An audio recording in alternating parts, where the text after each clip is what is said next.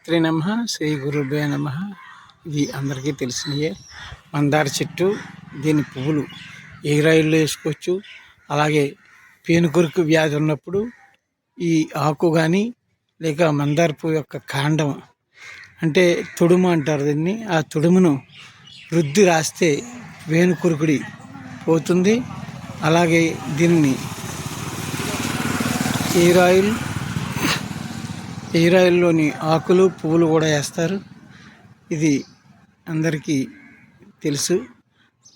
కొంతమంది అయితే మందార ఆకులు ఎయిర్ ఆయిల్లో వేయరు, కొంతమంది ఆకులు పువ్వులు కూడా వేసుకుంటారు. ఇది బాగా పేనుకొరుకుడికి మరియు తల దట్టంగా ఎదగడానికి చుండ్రు నివారిస్తుంది.